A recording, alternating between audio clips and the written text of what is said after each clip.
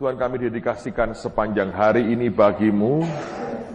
Engkau yang punya maksud, Engkau yang punya rencana dalam hidup setiap kami. Biar Engkau mengajar kami sesuatu yang dari hatimu sendiri pada hari ini. Tolong setiap kami Tuhan, tolong setiap kami. Terima kasih Bapa, kami bersyukur untuk semuanya. Berikan roh hikmat, wahyu dan pengertian bagi anak-anak-Mu. Buat kami mengerti akan hati-Mu sendiri. Dalam nama Tuhan Yesus. Amin. Mari kita lihat di Mazmur pasal yang ke-24. Ada 10 ayat. Tolong minta Pak Hasto bisa bacakan buat kita. Mazmur 24 ayat yang pertama sampai dengan ayat yang ke-10. Mazmur 24 ayat pertama yang 10. Mazmur Daud. Tuhanlah yang empunya bumi serta segala isinya, dan dunia serta yang diam di dalamnya. Sebab dialah yang mendasarkannya di atas lautan dan menegakkannya di atas sungai-sungai. Siapakah yang boleh naik ke atas gunung Tuhan? Siapakah yang boleh berdiri di tempatnya yang kudus? Orang yang bersih tangannya dan murni hatinya, yang tidak menyerahkan dirinya kepada penipuan dan yang tidak bersumpah palsu. Dialah yang akan menerima berkat dari Tuhan dan keadilan dari Allah yang menyelamatkan dia.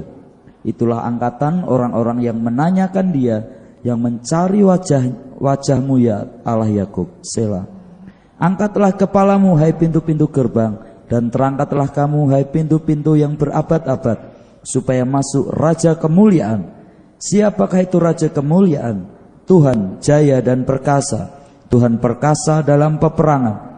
Angkatlah kepalamu hai pintu-pintu gerbang, dan terangkatlah kamu hai pintu-pintu yang berabad-abad, supaya masuk Raja kemuliaan. Siapakah dia itu Raja kemuliaan? Tuhan semesta alam, dialah Raja kemuliaan. Nah, kalau Anda perhatikan ayat ini, itu ada semacam switch ya, perputaran, perpindahan. Kalau Anda perhatikan dari ayat yang ketiga, ada pertanyaan siapakah yang boleh naik ke atas gunung Tuhan, yang boleh berdiri di tempatnya yang kudus. Kemudian dijawab, orang yang bersih tangannya, yang murni hatinya, yang tidak menyerahkan dirinya pada penipuan, tidak bersumpah palsu.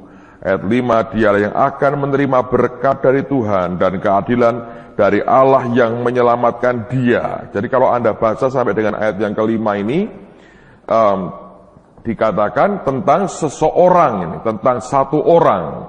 Ya, ini bicara soal orang tunggal. Tapi kemudian itu berubah. Kalau Anda perhatikan ayat yang ke-6 dikatakan, itulah angkatan atau generasi orang-orang yang menanyakan dia, yang mencari wajah-Mu ya Allah Yakub. Jadi dari orang per orang, lalu kemudian ternyata itu bukan hanya satu orang. Ternyata ini begini saudara. Tuhan pertama-tama deal berurusan itu dengan pribadi demi pribadi.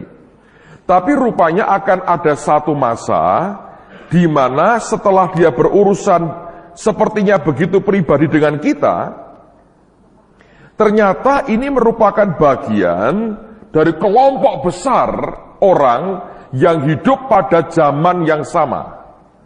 Sehingga pada ayat yang ke-6 dikatakan, itulah generasi atau angkatan orang-orang yang menanyakan Tuhan, yang mencari wajah-Mu ya Allah Yakub. Jadi rupanya ini akan ada generasi di mana ada begitu banyak pribadi-pribadi yang secara pribadi punya hubungan dengan Tuhan langsung, tapi mereka tidak menyadari bahwa orang semacam dia itu banyak pada zamannya.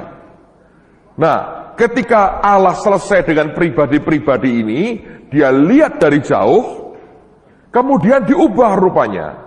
Ternyata bukan hanya satu orang, tapi melibatkan satu generasi. Anda bisa ngerti ya? Jadi sepertinya begini, Anda masing-masing cari Tuhan ya, dan Anda merasa Tuhan dengan aku dengan Tuhan pribadi. Tapi semua merasakan yang sama.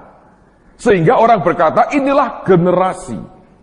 Nah, generasi ini muncul sebetulnya menjelang Tuhan datang yang kedua kali. Sebab itu dikatakan di dalam ayat-ayat yang berikutnya, angkatlah kepalamu hai pintu-pintu gerbang dan terangkatlah kamu pintu-pintu yang berabad-abad supaya masuk raja kemuliaan. Ada istilah the king of glory. Nah, istilah the king of glory ini bagi orang Yahudi selalu itu bicara soal Tuhan yang datang sebagai Mesias. Ngerti?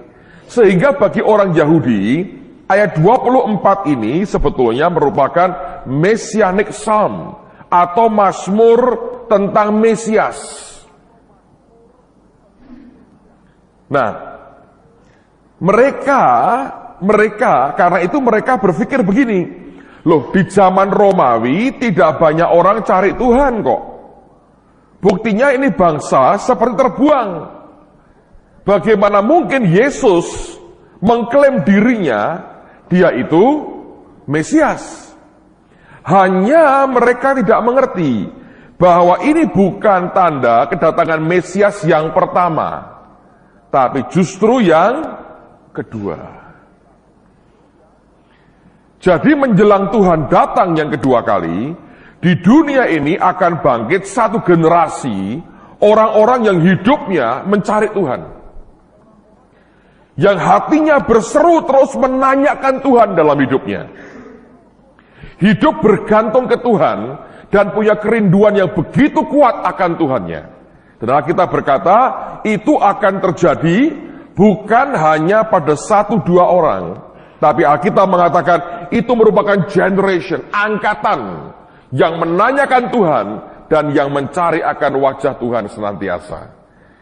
Saya percaya kita sedang hidup dalam generasi itu, saudara.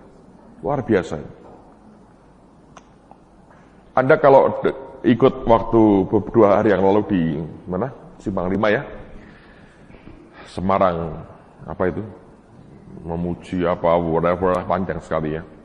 Kalau Anda perhatikan khotbahnya Pak Johan Handoyo, dia mencoba membuatkan rangkaian peristiwa sejarah Indonesia. Kalau Anda perhatikan itu ya, itu kan cukup menarik sekali ya.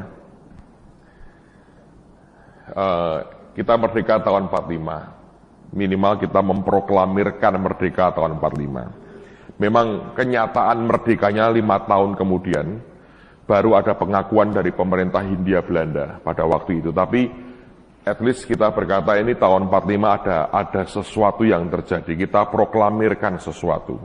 Dan sejak ini memang pikiran merdeka itu kuat sekali. Ya, di hati banyak orang memang sudah merdeka. Di hati banyak orang. Dan secara kenyataan politisnya baru 5 tahun kemudian setelah perang berkepanjangan. Tapi kemudian beliau mengatakan tahun 65 itu ada terjadi lagi hal yang buruk, yaitu pemberontakan PKI ya. Ini korbannya konon banyak sekali. Saya masih terlalu kecil untuk mengerti. Tapi saya masih ingat zaman saya kecil itu, saya lihat itu panser masuk di kampung di tempat tinggal saya. Dan ada beberapa satu dokter yang tinggal di kampung saya itu mobilnya pecah berantakan. Rupanya banyak kerusuhan yang mengerikan di luar sana. Jadi dan di kampung kami beberapa orang memang diambil, ditangkap dan dipenjarakan. Jadi tapi kemudian kita mengerti juga bahwa di tahun ini karena orang itu takut dianggap tidak beragama, orang itu dari yang tidak beragama, yang ateis, berbondong-bondong. Di beberapa desa di Jawa Tengah ini, itu sekampung namanya sama, Yusuf dan Maria semua. Ya, minta dibaptis Katolik, dan bingung cari nama, Yusuf semua yang laki, yang perempuan Maria semua. Ini dulu saya sekolah di sekolah Katolik ya, pastor yang ngajar saya itu cerita begitu. Dan ini di mana-mana terjadi. Memang betul, gereja nggak siap, saudara. Tiba-tiba didatangin orang begitu banyak, bingung pendetanya, dikemanain, lalu tidak siap di dalam gereja, mereka tidak terima apa-apa ini. Jadi mereka kayak orang, ya sudah sambil tunggu amannya lagi. Terus pelan-pelan akhirnya mereka mulai pada hilang, sehingga tidak ada pertumbuhan yang bisa tetap secara signifikan. Tapi ini kan kurun waktu kira-kira kurang lebih 20 tahun ya, kalau Anda perhatikan. Nah, katanya Pak Johan itu mengatakan tahun 85 ada yang spesial. Dia mengacu pada kegerakan para pengusaha. Saya pikir iya juga sih, iya betul juga sih. Tapi memang ini lebih menurut saya. Ini munculnya mulai kuat-kuatnya kelompok-kelompok seperti Betani. Sebetulnya gerejanya Pak Alex itu mulai booming luar biasa tuh tahun ini memang betul. Ini berbarengan dengan full gospel, tapi jangan lupa itu Betani Surabaya itu mulai ngembangnya cepat sekali. Saya masih ingat Bu Linda Bernard itu pernah ya satu kali di tahun-tahun sebelum ini ikut hadir di Nginden. Itu masih dari atapnya dari seng dan yang datang nggak penuh pada waktu itu. Dan Pak Alex bilang, itu bulan apa ya? 3 bulan sebelum Natal atau kalau nggak salah. Dan dia ngomong, saya percaya Natal penuh. Bu Linda tuh ngaku sama saya, dia bilang, Pak Alex ini kok berani ya? Dia bilang, nanti aku lihat sendiri, Natal penuh tidak. Dan betul itu Natal penuh. Itu luar biasa. Gitu. Orang-orang kayak Pak Alex itu punya karunia iman, gift of faith. Nah itu karunia iman itu, saudara, itu mengerikan sih. Jadi kalau itu kerja, gitu ya, itu Anda ngucapin seperti yang ditaruh Tuhan di hati itu jadi. Ya kalau sudah ngomong itu, makanya jadi anak buahnya susah. Karena ngitungnya nggak nyampe, saudara. Tapi ini gift of faith. Itu berkembang luar biasa. Nakutin orang. Di mana-mana itu kalau sudah dengar Betani masuk itu pendeta-pendeta goyang semua. Benar-benar. Karena itu saya nggak tahu kenapa. Itu ya Anda boleh tiru, tetap nggak bisa. Loh, saya jujur berkata, memang secara manusia, sekarang kan beliau juga mengakui itu, ada kelemahan-kelemahan ekses yang terjadi. Saking semangatnya, gitu, tidak kadang-kadang itu eksesnya ada secara manusia. Tapi kalau saya lihat secara rohaninya, tetap kalau kita mau jujur berkata, itu fenomena dari Tuhan. Saudara. Mana bisa gereja lain tiru dia? Nggak bisa. Zaman dia muncul itu saya tahu beberapa teman itu juga merintis gereja itu. Tapi sampai sekarang kalau Anda perhatikan historinya, dan mereka secara intelek lebih hebat. Tapi tidak bisa punya fenomena begitu. Itu tahun-tahun itu memang luar biasa. Yang namanya Betani itu menggoncang-ganjingkan dunia persilatan Indonesia, betul-betul. Itu serius benar. Itu luar biasa. Goyang semua itu. Kalau dengar nama Betani itu orang sudah keder. Nah, ini memang tahun-tahun ini luar biasa. Itu beliau ini punya namanya gift of faith. Sebenarnya saya nyimpang sedikit. Jadi gift of faith itu gini, saudara. Ada yang namanya iman. Kita tuh semua kan punya iman. Karena itu kita beriman ke Yesus. Kita punya iman untuk percaya ke Tuhan. Tapi nanti ada yang namanya karunia iman. Itu berbeda lagi. Nah, kalau itu karunia iman, itu munculnya dalam saat-saat tertentu, saudara.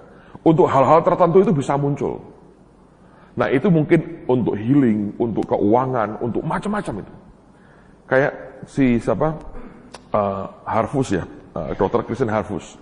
Dia cerita sama saya gini, dia pernah melayani di mana gitu saya lupa ya. Ada fotonya dia mau kirim ke saya. Itu ada orang yang tidak punya atau tidak punya tulang punggung. Bayangin, jadi begini, nggak bisa tegak, nggak bisa. Itu pasti kebaktian, itu bisa keluar karunia imannya. Dia perintahin keluar, langsung tegak jalan. Itu miracle. Tapi mujizat begitu, itu mesti keluarnya juga dengan gift of faith, karunia iman. Dan kalau itu muncul, itu orang kayak singa, tidak punya takutnya. Boom, dia ngomong gitu ya. Jadi, Morris Cerullo termasuk orang yang begitu. Satu hari dia di San Diego, dia lihat Marriott Hotel kalau nggak salah. Dia lagi jalan di depannya gitu. Dia berdiri, dia ngomong ini, aku beli ini. I'll buy this. Wah, luar biasa. Setahun kemudian, itu hotel miliknya dia. Saudara. Anda boleh ikut-ikutan ke Simpang 5, ya toh? Lihat Hotel Ciputra, bisa niru gini. Mau niru tak ajari, saudara. Aku akan beli ini. Nasi ayam di depannya. Itu karunia iman, kecil tapi, ya toh? Bisa. Jadi nunjuknya begini, aku akan beli ini. Nah, itu karunia iman juga. Iman untuk makan nasi ayam. Banyak orang nunjuknya begini arahnya. Jadi ini yang membuat gawat, saudara. Ya. Tapi itu gift of faith, itu karunia iman. Kalau Tuhan karuniakan dalam kehidupan kita, wah itu luar biasa memang. Itu memang saya lihat ya, itu karunia itu memang dahsyat, saudara. Kalau orang sudah tetapi kalau pas tidak muncul, dia akan seperti orang biasa. Namanya aja kan karunia, gift ya. Dan orang tidak bisa membangkit-bangkitkan sendiri, nggak bisa. Itu mesti inisiatifnya dari Tuhan, lalu kerja lewat seseorang. Ya toh, ingat Tuhan itu merespon iman sebetulnya. Dia merespon iman. Jadi kalau itu muncul, direspon oleh Tuhan. Nah ini betul tahun 85 itu menurut saya bukan full gospelnya yang berkembang flourish, tapi Betaninya yang lebih kuat. Karena FGB itu bersamaan yang betul. FGB itu bersamaan muncul, tapi kalau saya lebih melihat itu Betani sebetulnya, yang ekspansi kemana-mana, kuat sekali.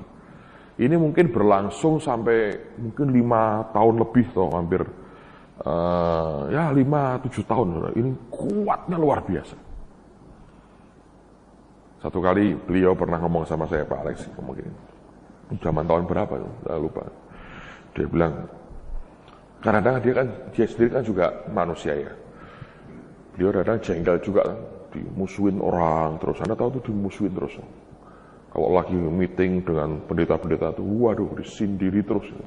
Karena mereka berat, jemaatnya hilang tuh, waduh, kayak orang kebakaran jenggot lah, berat sekali. Lalu kemudian kadang-kadang dia begini, ada satu kota yang dia lihat itu kok gerejanya nggak bisa nyatu, nggak bisa berkembang. Dia bilang, gua bom aja, saya sebarkan isu, Betani mau buka, wah langsung pujian penyembahnya berubah semua katanya.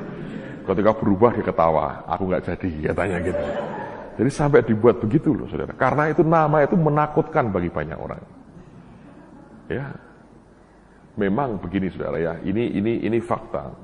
Begitu Anda growing, berkembang dengan luar biasa, ada orang senang, bahagia, ada orang tidak senang. Yang tidak senang ini tentu teman-teman yang, ini bukan orang luar ya, orang dalam, yang ketakutan sebetulnya. Nah saya ngajari saudara begini, kalau Anda ketemu sebuah kelompok atau orang sedang berkembang luar biasa, jangan ditakuti. Kalau dia dipakai Tuhan, jangan ditakuti. Jangan dianggap sebagai saingan buat pribadimu. Dalam Yesus tidak ada persaingan. Kita tidak dipanggil untuk lebih baik dari orang lain. Anda tahu kenapa Elia nangis, meratap, minta mati? Di antaranya dia doa begini, aku tidak lebih baik daripada nenek moyangku. Dan itu salahnya siapa? Karena Tuhan tidak memerintahkan kita lebih baik dari Abraham, dari Musa, dari Yohanes Pembaptis. No. Tuhan memberikan jatah kepada masing-masing kita. Anda tahu terbaikmu adalah apa? Genapi dalam anugerah Tuhan apa yang Allah rencanakan dalam hidupmu. Itu aja. Saya tidak pernah dipanggil untuk lebih baik dari pendeta lain. Saya nggak pernah. Dan saya nggak mau. Kenapa? Karena saya menekan diri saya di luar yang Tuhan siapkan buat saya. Dan kalau sudah mulai begitu sebetulnya, kesombongan lagi yang muncul. Dan dari dulu para murid selalu bertanya, siapa terbesar di antara kami? Ternyata pengecut semua. Mana ada yang nemeni Yesus ikutan disalib? Mungkin yang paling quiet, kayak Yohanes itu yang berani dampingi, menyertai ibunya. Tapi yang lain nggak ada. Tapi ini memang dosa dari dulu sih. Siapa terbesar di antara kami itu memang dari dulu.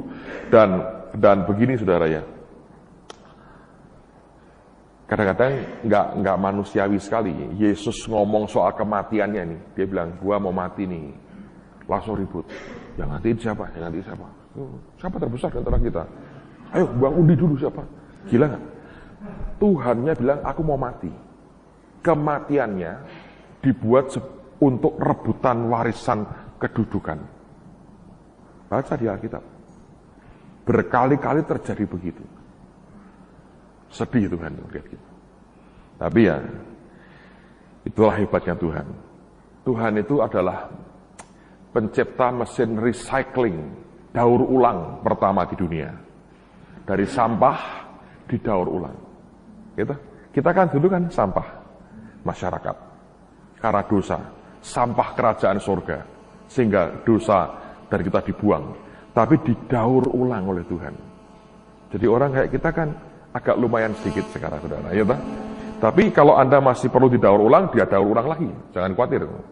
Mesinnya masih kerja sampai selama-lamanya. Selama dibutuhkan. So, jadi kita kembali ya. Itu ada 20 tahun, ini juga 20 tahun ya. 20 tahun. Dari asumsi ini, lalu dihitung 20 tahun lagi. Jadi berapa ini, saudara? 2005. Kita sekarang di 2003. Jadi kurang berapa nih? 2 tahun lagi. Dan mereka percaya, banyak teman percaya, tapi juga bukan hanya kita ya. Orang-orang, para cendekiawan lain juga menghitung yang sama. Tiap 20 tahun itu akan ada seperti perubahan-perubahan besar yang kemudian terjadi. Nah, saya melihat orang mulai mengatakan ada tahun-tahun ini dan tahun depan ada pemilu. Ya saya nggak tahu pemilihan presiden tahun berapa ya? 2004 atau 2005? 4 ya? Oke. Jadi ini bisa terjadi. Ada banyak hal yang terjadi yang membuat ada kegerakan Tuhan yang luar biasa. Tadi malam saya ngomong sama istri saya. Saya cerita apa yang Pak Johan sharingkan. Saya bilang aku sudah dengar ini lama. Tapi saya tiba-tiba kaget aja waktu dia ngomong 20 tahunan itu. Saya bilang, Tuhan kau ini luar biasa ya. Saya tetap mau percaya bahwa ini negara, ini bangsa akan diselamatkan. Karena 3 tahun lalu kalau tidak salah ya, Robert Leaden untuk kedua kalinya ke Semarang. Waktu itu dia masih oke itu. Nah, dia cerita, dia khotbah di mimbar. Saya sampai terus terang agak ngeri. Karena dia ngomong begini, satu hari dia khotbah di sebuah gereja di Ohio, negara bagian di Amerika. Dan di situ dia lihat sekelompok orang-orang Asia duduk bergerombol begitu. Ditanya, kamu dari mana? Indonesia. Wah, Indonesia itu selalu bergerombol. Mangan orang mangan asal kumpul katanya. Makan nggak makan, pokoknya kumpul. Itu orang Indonesia, gerombol. Gerombol. Saya baru pulang dari Amerika waktu lalu, bulan lalu. Di Philadelphia itu juga, itu kampung, saudara. Itu kampung Surabaya, saudara. Kampung Surabaya. Mereka tinggal di lorong sempit gitu. Jalannya namanya mall. Itu mall. Lalu mereka terjemahkan mole katanya ini. Tapi kok ora mole-mole? Ini kampung mole namanya mereka. Jadi dibahasakan Surabaya, saudara. Lalu ditanya, kamu dari mana? Indonesia. Terus keluar itu roh nubuatan. Dia bilang, Tuhan bilang, Indonesia akan jadi negara Kristen. Biasa. Itu di Simpang 5 teriakan berulang-ulang. Saya bilang, amin lah pokoknya. Ayo, apa yang terjadi, terjadilah. Dia ngomong gitu. Tapi oke lah, safe, tidak ada apa-apa. Semuanya baik. Dan saya perhatikan itu bisa terjadi loh. Dan saya ngomong ke istri saya bahwa yang sudah menubuatkan itu banyak. Negara ini akan diselamatkan. Kedar Nebayot akan dibawa kepada Yesus. Iya toh? Luar biasa itu. Dan kok Bapak percaya? Saya percaya. Karena Alkitab mengatakan Kedar Nebayot itu akan menjadi korban yang berkenan di hadapan Tuhan. Dan Anda harus ngerti itu. Sejak Yesus mati dan bangkit, tidak ada lagi korban yang berkenan kecuali di dalam Yesus. Dan Paulus mengajarkan kita harus menjadikan tubuh kita sebagai korban yang hidup. yang kudus dan yang berkenan. Jadi kalau itu jadi korban, maka mereka akan jadi bagian dari penebusan Yesus. Oh, iya, ini luar biasa. Nah, dari itu saya bilang begini, ajaib ya. Nanti kalau saya berdoanya ya, kalau Brother John datang nanti di Semarang, satu kali dalam minggu pagi tanggal berapa itu, 21 September nanti, saya mau kebaktiannya di indoor tennis lah, di sebelahnya tanah itu, dan itu kita sekaligus mau buat upacara mungkin pemancangan fondasi pertama kali. Nah itu kalau terjadi ya, tahun 2003 kita bisa mulai. Kalau jalan normal dan Tuhan memberkati, dan saya yakin itu, by 2005, 2005, itu gedung jadi loh. Begitu Tuhan melanda negara ini, wah luar biasa. Kami sudah punya lumbung besar sekali, saudara. Ya, Pak? Ya.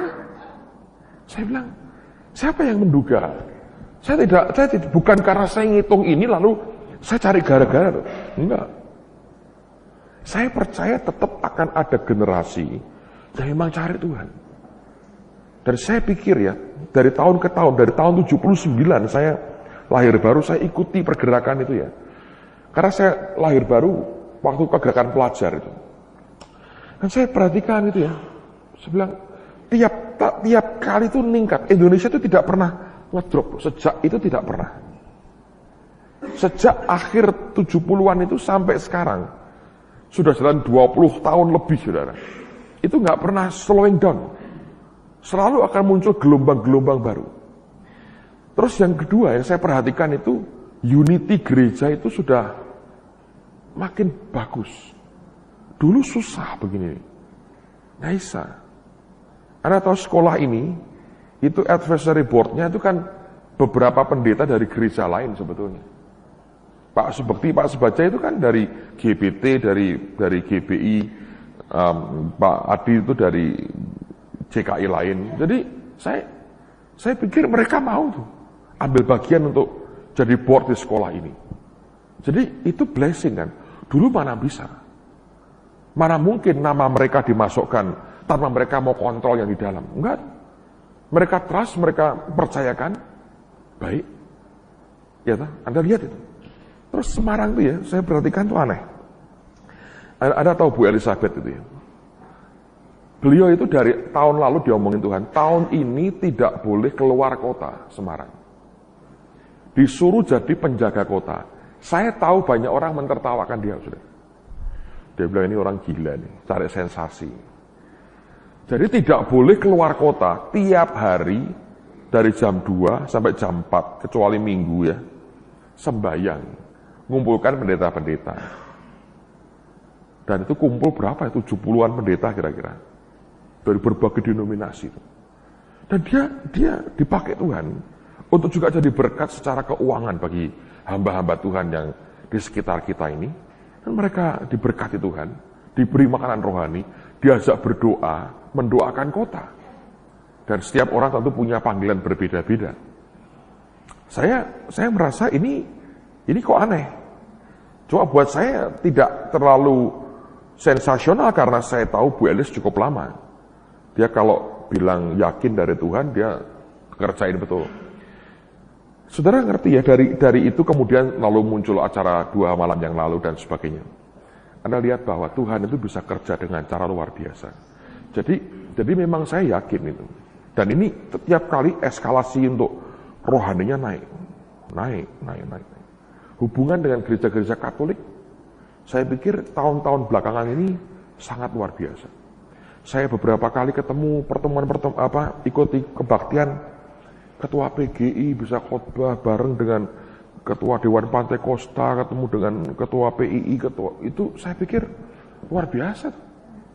Orang-orang begitu-begitu bisa duduk bareng dan khotbah bareng, tidak saling jegal, tidak saling hantam. Zaman-zaman tahun 79-an itu begitu ada bahasa roh sedikit, sesat itu. Diseminarkan berhari-hari. Sesatnya berbahasa roh itu. Ya. Kita jadi bulan-bulanan orang itu luar biasa. Sekarang relatif sudah lebih bisa diterima, dan ternyata mereka tidak melihat bahwa kami kesurupan semua dan kerasukan setan, ya toh. Nah, itu baik, itu luar biasa. Saya pernah diundang di pertemuan para pendeta gereja GKI se-Jawa Tengah. Memang mereka mencecar terus soal karunia. Tapi saya diberi hikmat Tuhan, saya bilang begini, Pak, kalau teknis-teknis begitu dipersoalkan, saya pikir Bapak lupa satu hal yang paling penting. Sudahlah, daripada berdebat, lihat buahnya masing-masing aja. Lihat buahnya. Kalau buahnya busuk, tidak membawa orang bertobat dan terima Yesus, buang. Kalau buahnya baik, membuat orang bertobat, jangan dihakimi. Masing-masing Anda lihat sendiri buahmu. Dan di situ mereka diam. Sebab record growth mereka nggak bagus, saudara. Saya nggak berkata buah mereka busuk, enggak, saudara. Tapi saya cuma menghimbau mereka, jangan terlalu gampang nunjuk ke orang. Bapak sudah melayani berapa puluh tahun, dan berapa jiwa yang engkau selamatkan lewat gereja yang engkau layani. Saya bilang kadang-kadang kita merasa kami yang terbaik, bagus. Tapi cuma terbaik, itu terbaik dalam hal apa? Lalu ada yang tanya, Pak, pertumbuhan itu dalam hal apa? Saya bilang tentu dalam hal rohani. Tapi kalau orang berkata, kami rohaninya tinggi, tapi jiwa-jiwa tidak diselamatkan, orang tetap terhilang, tidak bertambah yang percaya kepada Yesus dalam gereja lokal kita. Jangan bilang sama saya, itu Anda bertumbuh. Saya bilang, coba mari kita lihat data di tempat masing-masing, dicek dari awal Anda melayani sampai dengan hari ini, sudah berapa ribu orang Anda baptis, berapa ribu orang terima Yesus, gerejamu berkembang berapa kali lipat, mari dilihat dari situ sajalah. Kalau jiwa-jiwa diselamatkan, mereka menyembah kepada Yesus, tidak nyembah kepada setan. Mereka nyembah kepada Tuhan yang luar biasa, Allah pencipta namanya Yesus Kristus. Kenapa dipermasalahkan hal yang tidak ada gunanya? Nah, saya diberi waktu ngomong, ya saya ngomong, saudara, ya. Tapi itu menarik sekali. Nah, tapi itu kan banyak aksesnya, ada cerita segala macam. Saya berkata, kita ini ya seringkali munafik, saya bilang. Saya berkata begini, semua yang powerful itu beresiko. Coba saya bilang, tadi saya di bawah di tempat parkir, lihat banyak mobil Anda semua. Tahukah bapak-bapak, naik mobil itu berbahaya sekali. Angka kecelakaan tinggi di Indonesia dan seluruh dunia. Kenapa tidak ada yang mengusulkan, mari semua jalan kaki saja? Karena ternyata mobil membuat terbunuhnya ribuan orang. Kenapa nggak ada yang usul, pesawat dihapus saja? Kalau jatuh satu, mati semua. Kenapa tidak? Sebab kita tahu kita bisa memilah. Ini alat berguna, ada resikonya. Mari buang eksesnya, nikmati kegunaannya. Power Tuhan sama. Di tangan orang yang salah, di-misuse, di-abuse-kan untuk orang lain, bisa. Iya toh? Tapi kalau kita bisa buang eksesnya, kenapa nggak nikmati? Bukankah itu Tuhan yang berikan buat gerejanya? Nah, kalau setan yang memberikan, buanglah. Kalau Tuhan yang memberikan, apa harus dipertentangkan terus? Kalau bapak-bapak mau aman, jalan kaki. Mobilnya buat saya semua. Nggak mau tuh. Nggak diberikan saya sampai hari ini. Tetap naik mobil tuh. Kan berbahaya, Pak. Bapak nabrak orang tidak menimbulkan kematian. Naik mobil menimbulkan kematian, Pak. Berbahaya itu. Data kecelakaan tinggi sekali. Bis terguling, mati sekian puluh. Mari hapus semua bisnya. Saya bilang, jangan dong. Cara berpikirnya mesti harus lebih luas dari itu. Tapi at least, saudara, mereka mengakui sesuatu. Kalau enggak, ngapain ngundang saya? Dan saya diundang atas bicara atas konteks pertumbuhan gereja sebetulnya. Nah, dari situ sebetulnya saya belajar.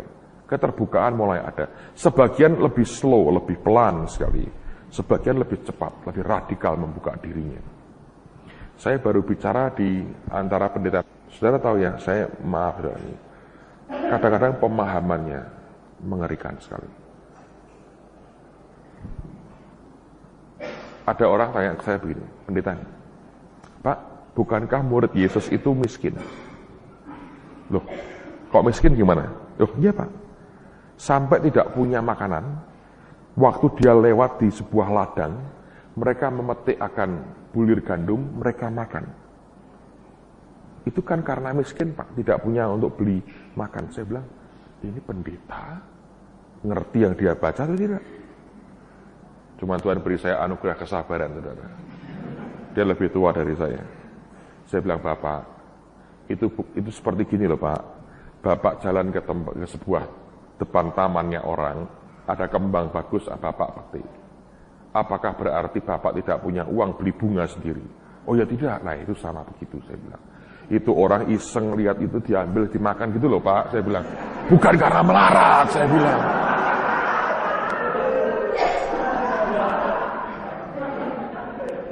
Tapi luar biasa. At least mereka mau dengar. Terus terang kadang-kadang saya mengeluh ya, Tuhan kok begini ya. Begitu seminar itu ya, beberapa keluar. Bukan karena nggak minat dengan topiknya, nggak kuat mulutnya. 2 batang dulu masuk lagi. Gitu. Padahal mereka ini kelompok denominasinya besar, saudara, jumlah mereka gede. Dan banyak orang-orang mereka itu di pemerintahan, di kemiliteran, di kepolisian. Itu powerful, pengacara-pengacara yang nekat-nekat, berani-berani, brilian-brilian itu jemaat mereka. Saudara bisa bayangkan ya, sungguh kita ini memang butuh Tuhan melawat bangsa ini luar biasa. Sampai ke hal-hal begitu. Jadi sekali lagi saya bilang, saya percaya bahwa ada saatnya, ada waktunya di mana Tuhan akan tunggang balikkan akan negara ini dengan kuasa Tuhan yang luar biasa. Jadi mari tetap percaya bahwa Allah kita hebat. Ada ciri di mana orang-orang mencari Tuhan. Dan kemudian ternyata itu merupakan satu generasi itu yang mencari Tuhan. Luar biasa itu generasinya. Dan itu untuk menyambut the King of Glory atau Raja Kemuliaan. Dan itu bicara Allah sebagai Mesias. Siapa dia? Yesus sendiri. Nah, sekarang apa ciri-ciri dari generasi yang terakhir ini? Saya pikir kita bisa melihat gambarannya dari Kejadian pasal 35. Kejadian 35. Cerita tentang lahirnya anak terakhir dari Yakub. Tolong Hasto, ayat 16 sampai dengan ayat yang ke-20. 20 saja. Kejadian 35 ayat 16 sampai dengan ayat yang ke-20. Ini merupakan anak terakhir dari Yakub, dari Israel.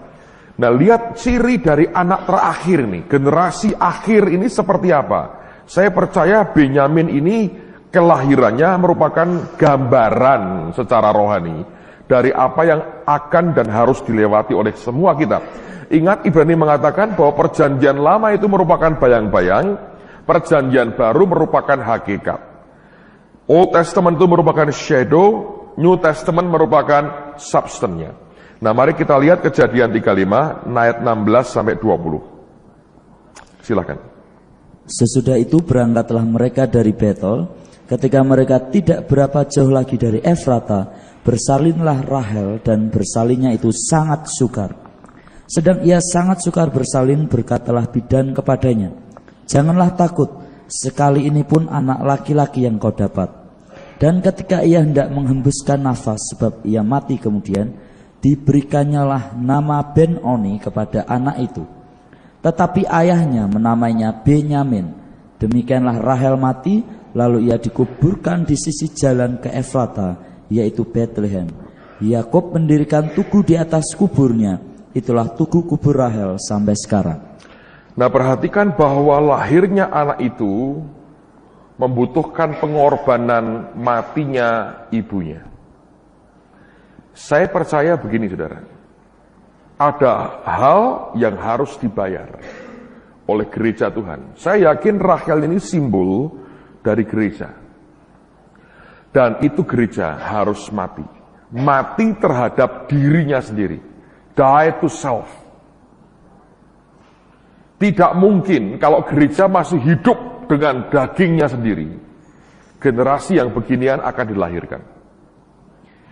Billy Graham pernah berkata begini, ini yang ngomong Billy Graham ya. Billy Graham pernah berkata begini, kalau hari ini Roh Kudus diangkat dari atas muka bumi, kembali ke surga nih, tidak ada Roh Kudus di dunia ini, maka dia berkata 90% kegiatan gereja tidak ada perubahan, akan jalan normal seperti biasa. Saya mau ulang. Billy Graham pernah berkata begini, kalau hari ini Roh Kudus diangkat dari muka bumi kembali ke surga, artinya di dunia tidak ada Roh Kudus sama sekali.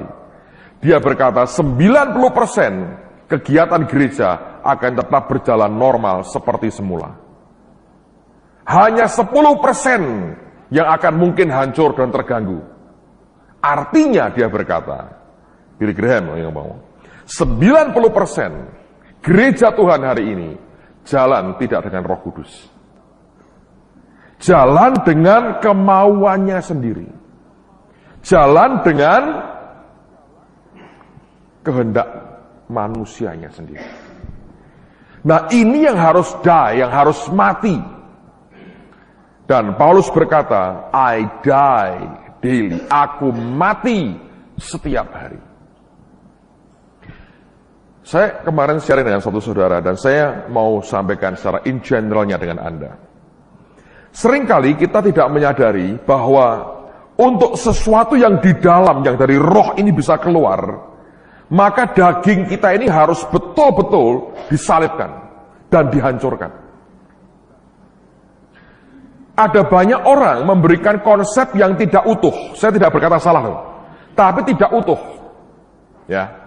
Sehingga ketika pemahaman Tuhannya tidak utuh, orang cenderung mengkotain Tuhan begitu rupa dalam box kecil yang dia bangun, yang kalau Tuhan tidak kerja sesuai dengan kotak yang dia punya, maka dengan gampang kita akan undur dan tinggalkan Tuhan karena kita kecewa. Anda bertanya, maksudnya apa Pak? Begini, konkretnya begini saudara. Siapa yang percaya bahwa kita adalah bait Roh Kudus? Coba angkat tangan ini. Oke. Kalau Anda percaya roh Tuhan di dalam kita, ini roh yang di dalam ini ingin keluar sebetulnya, bukan meninggalkan kita, tapi mengekspresikan dirinya. Kita kan ingin toh roh di dalam kita ini, roh Tuhan dalam kita ini bisa mengekspresikan dirinya lewat kita. Tapi ini ekspresi tidak mungkin terjadi kalau kita tidak mengalami peremukan. Tuhan berkata, kalau biji itu tidak ditanam dan mati, tetap satu. Nah, Anda tahu prosesnya biji ditanam. Lihat ya, dengan saya ulang lagi. Tanah, ini ada benih ditanam, mati. Kehidupannya itu di dalamnya, saudara. Kenapa dia mesti ditanam? Sebab kelembapan ini, panasnya, airnya, itu membuat crack akhirnya. Anda tahu ini? Memecah yang di sini. Jadi shell luarnya, kulit luarnya ini yang mesti dipecah. Ya. Nah, kalau ini dipecah, baru ini bisa keluar. Nembus keluar. Jadi, pohon dari tanaman yang banyak buahnya kelak. Banyak orang Kristen, ada roh Tuhan dalam rohnya. Ini harusnya ini pelajaran pertama dan saya ingetin lagi. Tapi di luarmu ini ternyata ada banyak luka, ada banyak trouble, ada banyak sisa masa lampau yang masih mewarnai yang di sini. Nah, ini yang seringkali ganggu, saudara. Ganggunya apa? Ini yang selalu resist, nolak. Ketika ini mau keluar, dibilang no, karena keluarnya ini sakit buat luar kita. Buat daging kita. Ngerti saudara? Ya. Jadi ini yang terjadi. Nah, sebagian orang mengajar soal inner healing. Saya percaya itu. Ada saatnya memang harus disembuhkan supaya Anda bisa dengan merdeka mengizinkan Tuhan itu kerja dalam hidupmu tanpa curiga. Karena ada banyak orang yang terluka hidupnya, jadi hambatan untuk orang bisa mentaati Tuhan dalam hidupnya terhambat karena masa lampaunya. Allah mau ke kanan, cenderungan kita ke kiri. Itu yang perlu disembuhkan. Tetapi perhatikan, Allah kerja di dua sisi yang kadang-kadang tidak seperti yang kita harapkan. Ada saatnya memang betul dia memberikan inner healing kepada kita, disembuhkan. Tapi ada kalanya dia bilang begini, sudahlah, barang sudah bodol begitu kita hancurin sekalian. Dan di situ Anda harus mengerti, itu pun cara Tuhan, saudara. Tangkap. Jadi jangan Anda punya cara berpikir. Ini yang saya katakan tadi. Anda die to self, mati atas dirimu sendiri. Ada saatnya dia berkata, ayo sembuhkan. Ada saatnya dia bilang, hancurin nanti. Nanti kita bentuk ulang. Nah, yang mana yang Tuhan pilih, tidak ada orang tahu. Dalam faktanya seperti itu, saudara. Jadi kalau saya perhatikan ya, ada banyak orang punya expectation yang tidak imbang. Hanya separuh. Dan itu saudara sudah mulai mau mendikte Tuhan. Harus begini Tuhan. Nah. Ada orang ngajari gini, pakai ilmu psikologi. Ya, ada orang ngajari gini. Dulu orang itu dihajar bapaknya. Pukul bapaknya. Sampai dia pahit dengan papanya. Nyembuhkannya gimana? Gini. Bayangkan kamu duduk dengan papamu. Pada saat papamu akan memukul kamu. Terus bayangkan hadirkan Yesus di tengah-tengah antara engkau dengan papamu. Ya toh? Jadi pakai imajinasi. Saya beritahu ya, itu sudah pakai mind, pakai jiwa, kekuatan jiwa. It's not biblical. Tapi dipraktekkan beberapa orang. It's crazy menurut saya. Dibayangkan. Lalu kemudian bayangkan ketika papamu mau memukul. Apa yang kau lihat? Yesus bereaksi apa? Dia bilang, dipegangnya tangan papa. Dipelintirnya sedikit. Dan Tuhan marahi papa saya. Papa saya nangis. Bertobat. Dikembaliin tangannya. Terus tangan itu memeluk saya. Kami bertiga peluk-pelukan. Wah sekarang enak. Papa nggak mukul saya ya. Papa dipelintir tangannya sama Yesus. Tuhan baik ya. Terus dia bilang, lega, I feel good. Sembuh gak orang itu? No. Imajinasinya. Di dasar hatinya dia tahu. Memang aku dipukul papa aku. Tidak pernah dipelintir tangannya sama Yesus. Harusnya gimana? Hadepin dong. Memang aku dipukul. Tapi aku tetap mengasihi dia. Ngampuni dia. Bukan bayangkan dibatalkan pemukulan itu. Itu seperti orang main di kekuatan main, di jiwa, di pikiran, saudara. Tapi orang Kristen ya telan. Itu kan inner healing yang membuat Anda hanya feel good sementara. Nah, kalau Anda cari yang feel good terus, saudara, umurmu nggak tahan lama dalam Yesus. Karena engkau tidak akan siap dibawa masuk ke padang gurun. Padahal begitu nyebrang Yordan, gurun itu di depan mereka. Lalu kita mulai ngomel, mati. Itu hanya sebetulnya ya, itu seperti Anda dibius sesaat. Dikasih painkiller, penghilang sakit. Tapi inti penyakitnya tidak terselesaikan. Itu hanya treatment jiwa sebetulnya. Nangkap saudara. Yang kadang-kadang Tuhan buat. Remuin sekalian. Yes. Seperti tentara. Tentara. Semua orang perang itu, saudara, takut. Tentara paling berani sekalipun, kalau mau perang, takut nggak? Ada nggak takutnya? Ada, ngaku mereka. Tapi Anda perhatikan ya, itu begitu mereka mulai itu, komandannya nggak berkata gini, adik-adikku, aku tahu kalian takut. Iya, aku juga. Gila itu saudara.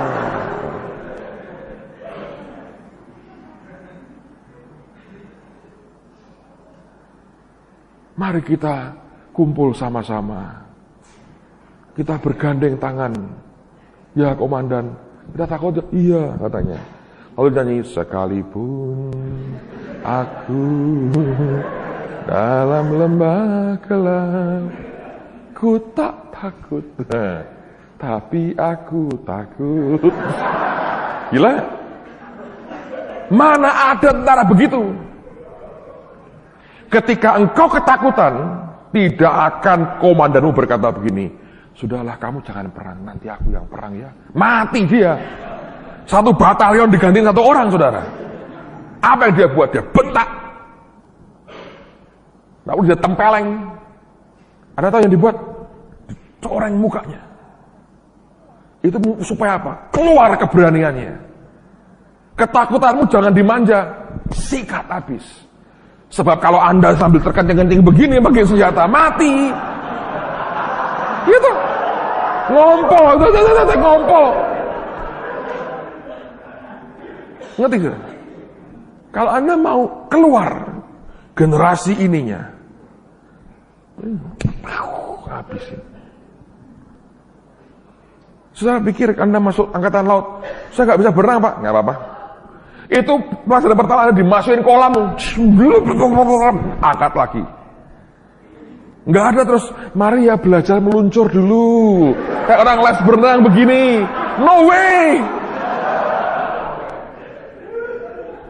Nanti aku pegangin. Mau jadi marinir kok dipegangin begini.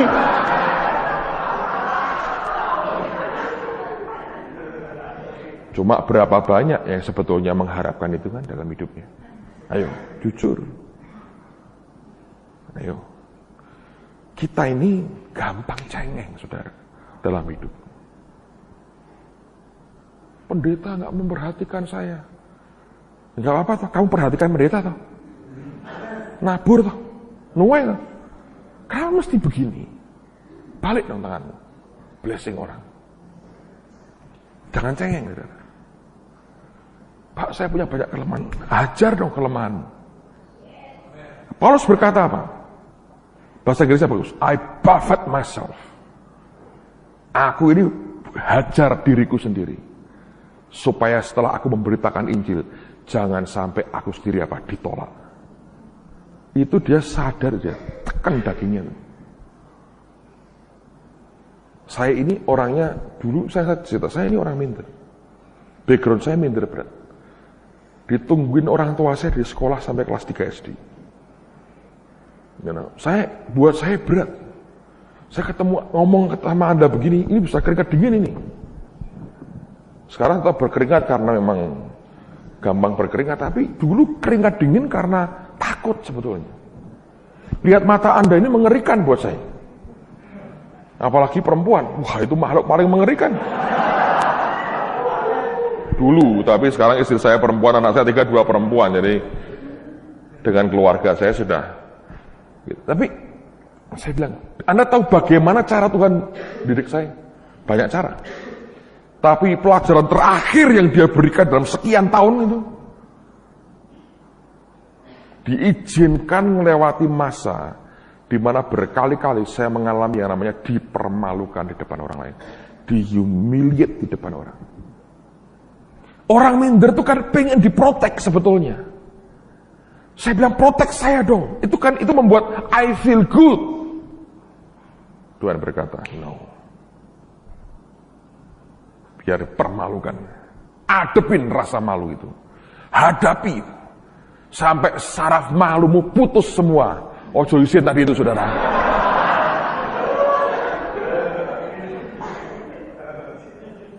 Ngerti? Tapi caranya nggak bisa dengan halus, no way. putus sampai setiap kali dipermalukan. Ada itu agen Tuhan yang punya karunia khusus mempermalukan orang, itu ada. Sampai titik, sampai level tertentu, keluar dalamnya rohnya. Wuih. Saya bilang, sudah lulus aku. Saya nggak butuh kamu lagi. Bye-bye. Selesai. Anda ngerti? Dan itu tindakan yang saya buat. Saya tahu, kalau bukan Tuhan memerdekakan saya, tidak mungkin. Anda mengerti? Jadi ini yang Anda mesti nyadari.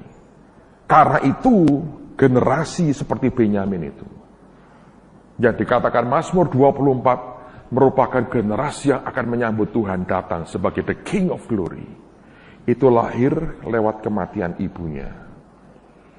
Anda ini juga ibu bagi sesuatu yang di dalam, yang akan dialirkan keluar. Karena Yesus berkata, kalau engkau percaya, out of your belly, dari dalam perutmu akan mengalir aliran air hidup. Nah itu kalau keluar, yang dibutuhkan itu kita mengalami die to self, mati atas daging kita sendiri. Nangkap ya saudara ya? Itu cara Tuhan didik kita. Jadi kalau Anda bilang, kok nggak ada orang memperhatikan saya ya? Ngomong begini, aku hidup bukan untuk cari perhatian. Aku datang bukan untuk dilayani.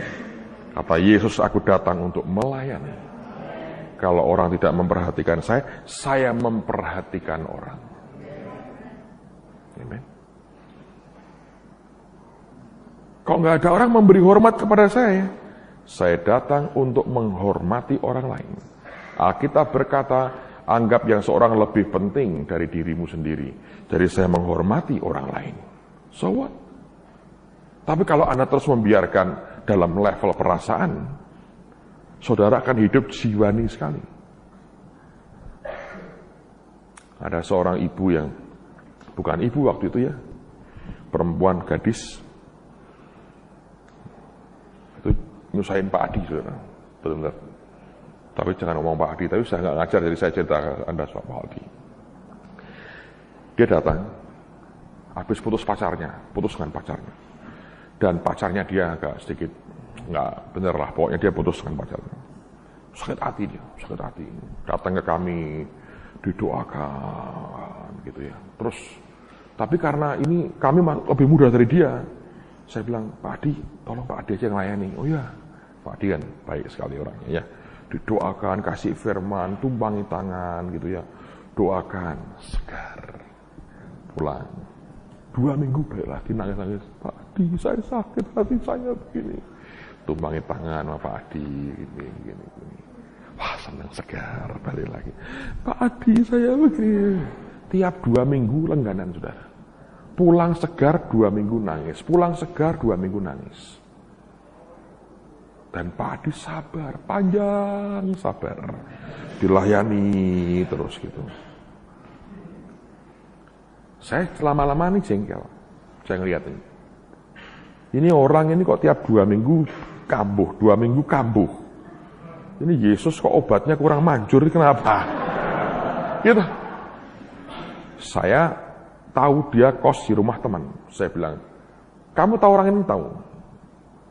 Apa yang terjadi? Dia tahu, gini.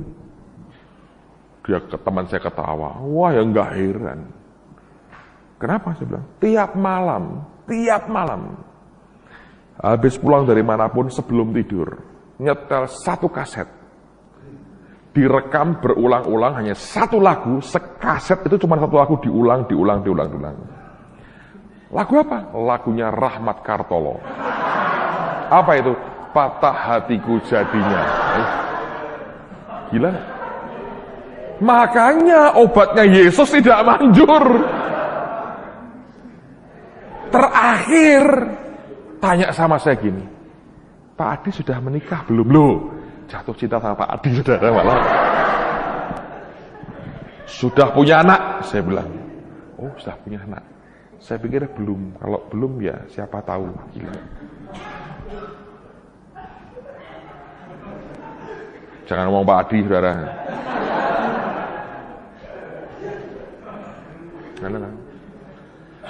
Apa yang terjadi sebetulnya? Dia mau feel good. Ngerti? Ngerti? Dan Rahmat Kartolo memberikan itu. Lagunya mengekspresikan hatinya. Makanya disambung, patah lagi, disambung, patah lagi, saudara. Lalu dia bilang patah hatiku jadinya kok. Right? Loh, saya cerita titik ekstrim. Cuma berapa banyak tanpa sadar. Kita juga minta yang sama sebetulnya. Saya berkata, Anda mesti harus jadi orang yang tegar. Kadang-kadang ya, treatment Tuhan beda. Kalau Anda terkilir raja, cara treatmentnya berbeda. Ada yang halus toh, pelan-pelan gitu. Tapi ada yang tidak, langsung. Kalau Anda seorang olahragawan, Anda pemain sepak bola tingkat dunia, nggak bakal dapat yang pelan-pelan. Perusahaan rugi. Itu cari yang ahli itu. Teriak sekali, kasih balsam, diberbat. Lari lagi katanya. Udah gua bayar jutaan dolar, terkilir katanya. Hasilkan gol buat klub kita. Sama dengan Tuhan. Ada saat-saat dia datang dengan kasih. Ya toh? Ada saatnya. There is a time. Dia sembuhkan kita dengan cara yang begitu baik, begitu soft, begitu manis. Tapi kalau Anda jadi tentaranya Tuhan, nggak bisa lagi. Ada saatnya dia cuci muka kita dengan cleansing cream, gitu. Bapak kok tahu? Lihat istri saya tiap hari, cleansing cream dengan segala macam dicuci, segala macam. Tidur dengan 2 mentimun di sini.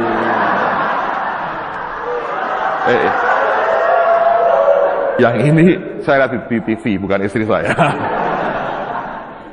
Nanti Anda tanya, Bu Tina pakai mentimun? Enggak, memang tidak. Dia tidak pernah pakai itu. Saya lihat di TV. Tapi ada orang yang pakai mentimun di sini. Dikasih apa itu?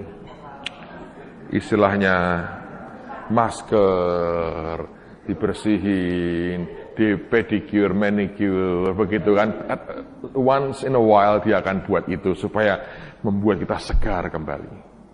Tapi kalau Anda perang, pakai cleansing cream, pakai bedak dulu, ini jidat kena pelor sudah.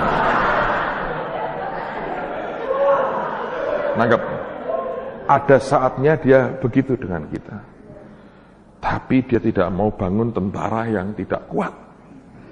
Dia mau bangun personality yang strong. Karena yang dihadapi badai. Dan badai tidak pernah datang berkata, permisi saya badai. Mungkin badai Solo begitu saudara. Ya, halus. Permisi ya, kami badai mau lewat. Nggak ada.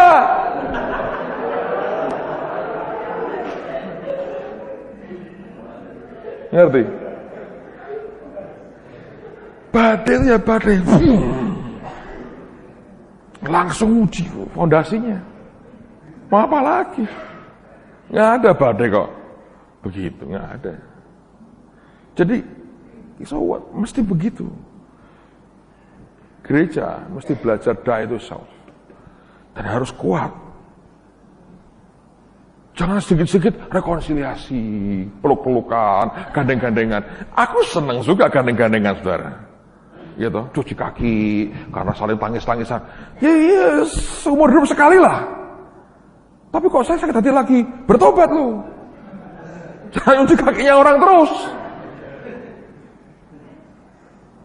Come on. Jadi kalau kita sendiri nggak strong, nggak kuat, gawat, saudara. Iya, gereja mesti kuat. Kalau Anda ingin melahirkan generasi yang mencari Tuhan segenap hati, Anda mesti tough. Amen, saudara. Kita ini kan karena tentara. Masa tentara kok? Gitu. Balik kanan, balik kanan, atau begitu. Mari kita tembak dor. Lurnya begini-begini.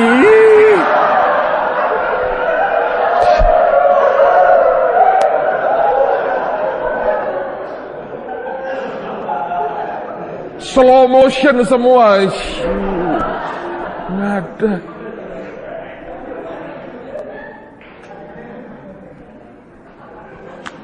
Tapi Tuhan sesekali Dia akan berikan itu pada Anda. Once in a while, saudara. Tapi jangan itu jadi sesuatu kebutuhan yang everyday aku butuh itu. Come on. Ada satu orang sudah ngerti kehendak Tuhan begini. Saya tanya, gimana kamu? Bapak dapat apa lagi dari Tuhan? Saya bilang, kamu menghina Tuhan tuh. Yang pertama belum dikerjain, dapat apa lagi? Saya dapatnya, bertobatlah. Lakukan yang sudah Tuhan perintahkan. Orang terlalu lembek ya. Nggak cukup tough. Saudara mesti mengizinkan Tuhan untuk mengerjakan hidup kita sampai tuntas. Rachelnya harus mati. Paulus berkata, I die daily. Aku mati setiap hari. Itu nempa kita jadi kuat. Kalau kita hanya ingin lembek, nggak bisa. Saya cerita sedikit. Saya beberapa hari lalu diundang Pak Mulyadi, istrinya ulang tahun, Rumah Damai juga ulang tahun keberapa itu? Ada anak Rumah Damai di sini? Keempat ya. Keempat. Ada satu teman mereka yang positif HIV. Saya suka, baru sekian bulan dengan mereka. Ngarang lagu. Ya. Dan bisa ngasih encouragement kepada teman-temannya. Lagunya bagus. Saya dengerin, saya bilang, luar biasa. Dia tidak, aku rasa positif sekali karena tidak meratapi, kenapa saya begini. Seandainya ada mesin waktu, aku kembali ke masa lampau. Itu gombal sekali. Dia bisa nyiptain lagu, menurut saya ada unsur profetiknya. Saya nggak ingat persis total, tapi ada kata-kata yang bilang, pokoknya kamu jangan menyerah, don't give up your dream, jangan kamu buang impianmu, aku menyertai. Luar biasa. Tegar, bagus. Dan itu saya pikir Tuhan suka. Kita harus seperti Sadrah, Mesah, Abednego. Suruh nyembah patung Nebukadnezar, dia bilang, kalau Tuhan yang aku layani sanggup nolong aku, Dia akan tolong aku. Seandainya tidak, tetap aku tidak mau nyembah patung dewa Tuhanku. Wow. Jangan mulai kekristenan dengan kata jika, if. Jangan. Mulai dengan kata sekalipun, walaupun. Nah, ini bagus. Although, seandainya tidak. Gak apa-apa. Katanya kita nyanyi ya, hanya kau milikku di surga. Is that true? Tiada yang ku ingini di bumi. Apa? Yang benar. So, jangan cengeng. Tapi seandainya dia bilang, aku mau tempa kamu. Biar ditempa. Kadang-kadang keras. Tapi itu healthy buat kita. Sehat buat kita. Amen. Mari kita lihat sekarang dalam balik di Kejadian pasal yang ke-35 tadi. Tidak usah dibaca ya. Saya mau ingatkan apa yang pernah saya sampaikan minggu lalu, bahwa nama Benyamin itu diberi oleh ayahnya. Dan si ayah ini sebetulnya pertama kali dalam hidupnya, dan mungkin untuk terakhir kalinya, dia memberi nama anaknya, karena biasanya yang memberi nama anak-anaknya itu para kedua istrinya. Dan ketika Rahel, istri yang paling dia kasih itu mati, dia seperti memberikan akan pesan terakhir. Dan bagi orang timur dan siapapun, pesan terakhir itu kan sangat berarti sekali. Orang mencoba untuk bisa menggenapi pesan terakhir itu. Tapi Yakub ini rohani sekali, saudara. Tempaan Tuhan dalam hidupnya itu luar biasa. Jadi sekalipun itu Rahel yang bicara, kalau itu bukan dari Tuhan, dia bilang no. Dia ganti nama Ben-Oni, son of my sorrow, anak penderitaanku, dengan Benyamin, son of my right hand. Nah, kita melihat, saya pernah sampaikan, raja pertama Israel dari suku Benyamin, rasul yang terbesar, Rasul Paulus, juga dari suku Benyamin. Saya percaya, saya yakin sekali, itu oleh karena sikap yang dibuat ayahnya sekian ribu tahun di belakang. Ketika Yakub berkata, bukan Ben-Oni, tapi Benyamin, itu mengubah sampai keturunan kesekian dari anak ini kemudian. Jadi betapa pentingnya orang Kristen itu mengucapkan sesuatu yang dari Tuhan. Betapa pentingnya kita belajar mengucapkan apa yang baik, yang mulia, sedap didengar, ya toh, disebut kebajikan. Dia berkata, pikirkan semuanya itu. Betapa kuatnya itu pengaruhnya bagi hidup kita dan anak cucu kita kelak di kemudian hari. Saya berharap Anda bisa nangkap itu. Nah, ternyata bukan hanya hal itu saja yang terjadi. Perubahan nama itu ternyata membawa implikasi yang luar biasa. Tapi sekaligus ini merupakan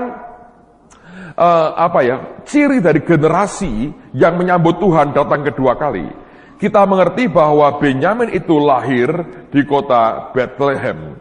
Dan nama Bethlehem artinya house of bread atau rumah roti. Itu merupakan simbol dari prosperity, simbol dari kelimpahan Tuhan sendiri.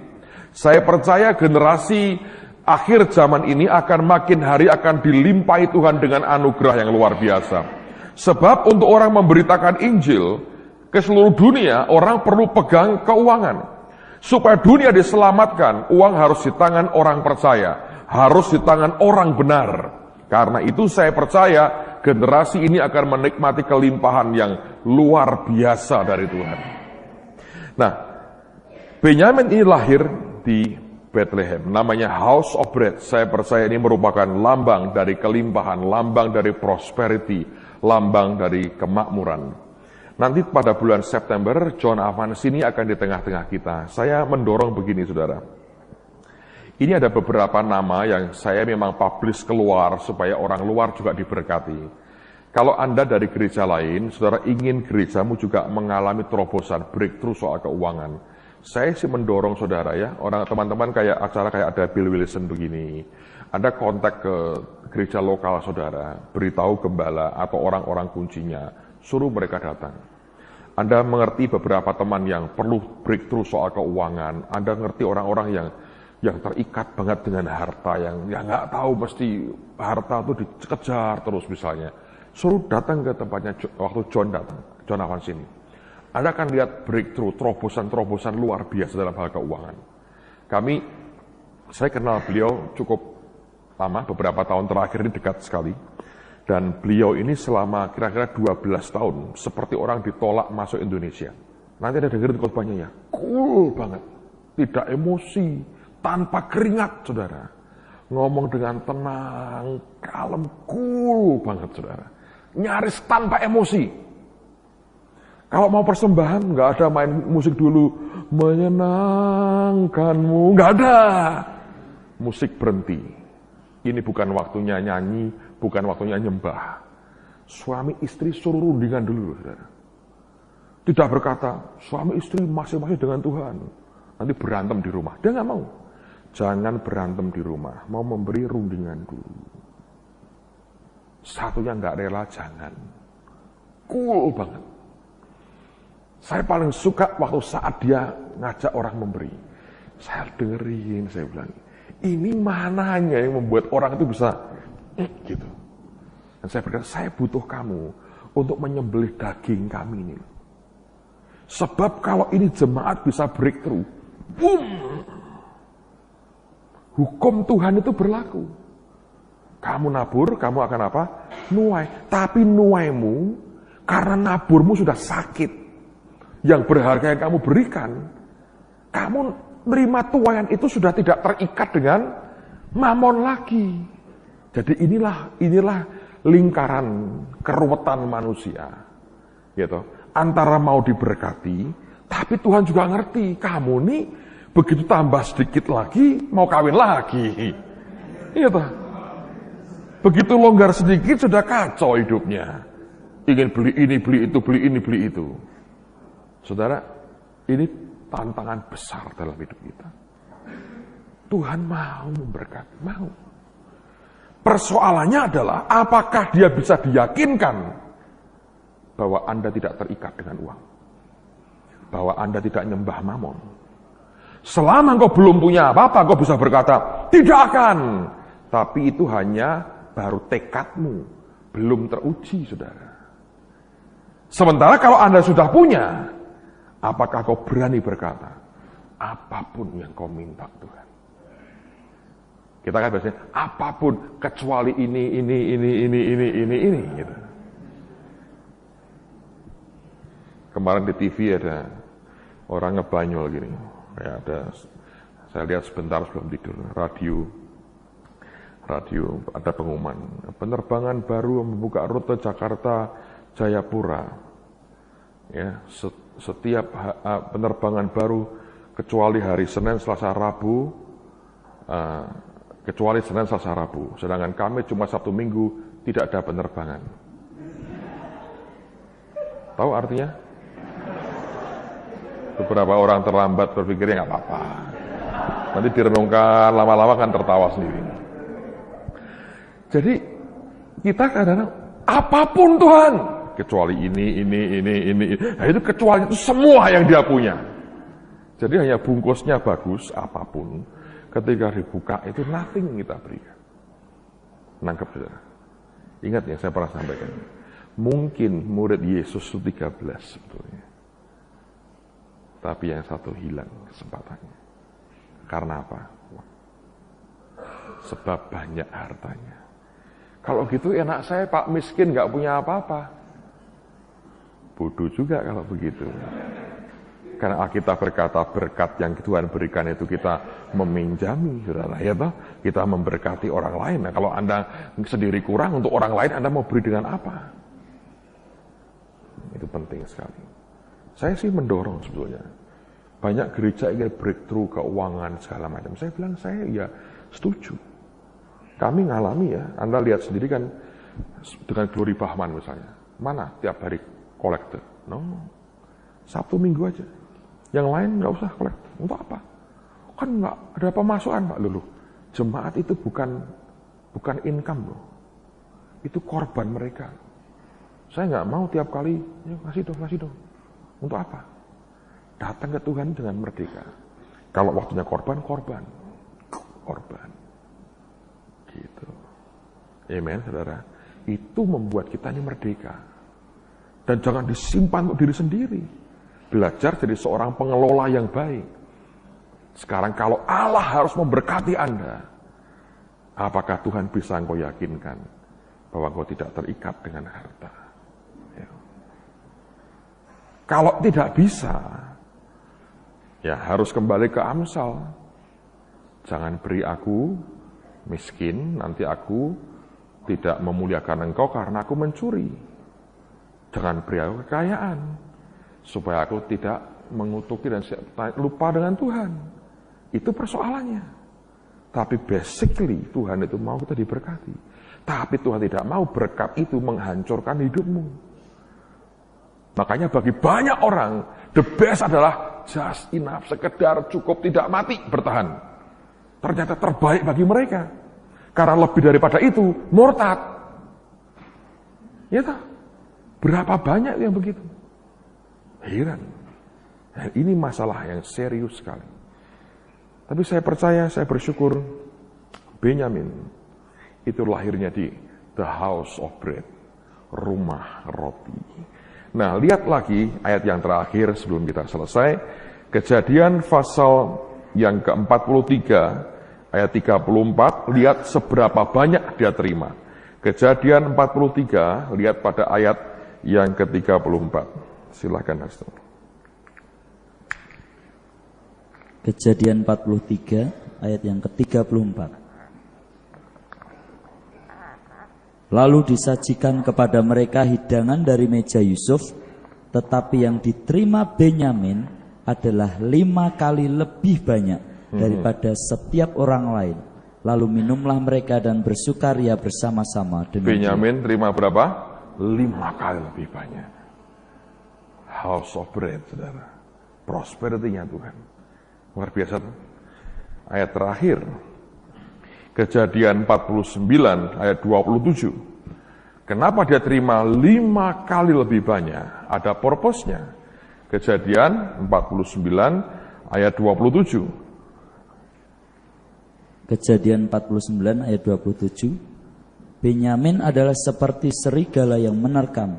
Pada waktu pagi ia memakan mangsanya, dan pada waktu petang ia membagi-bagi rampasannya. Lihat, dia seperti serigala, waktu malam dia menerkam mangsanya, waktu pagi dia membagi-bagi. That's why dia terima 5 kali lebih banyak. Kenapa Tuhan mau kita diberkati?